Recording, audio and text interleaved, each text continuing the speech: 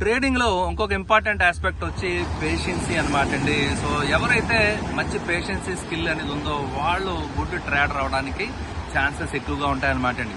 అయితే పేషెన్సీ ఎందుకు ఎలాగ ట్రేడింగ్ లో మనం ఇంప్లిమెంట్ చేయాలంటే ఫ్రెండ్స్, ఒక సెట్ ఆఫ్ రూల్స్ మీరు పెట్టుకుని ఒక సిస్టమ్ బేస్డ్ ట్రేడర్ గా మీరు ఉన్నప్పుడు మీ సెట్ ఆఫ్ రూల్స్ ప్రకారం మీకు ట్రేడ్ ఎంట్రీ సిగ్నల్ వచ్చేదాకా పేషెన్సీగా వెయిట్ చేయాలి.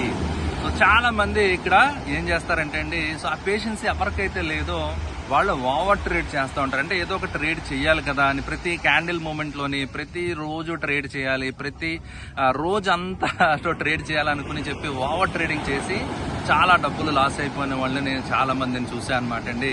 సో అయితే ఎవరికైతే పేషెన్సీ ఉంటుందో నో సిగ్నల్ నో ట్రేడ్ అనమాట అండి. ఆ పేషెన్సీ ఆ లెవెల్ ఆఫ్ స్కిల్ మీరు డెవలప్ చేసుకుంటే డెఫినెట్ గా సక్సెస్ అవుతారన్నమాట అండి. సో అదే విధంగా మీ సిస్టమ్ ప్రకారం మీకు ఎంట్రీ సిగ్నల్ వచ్చింది.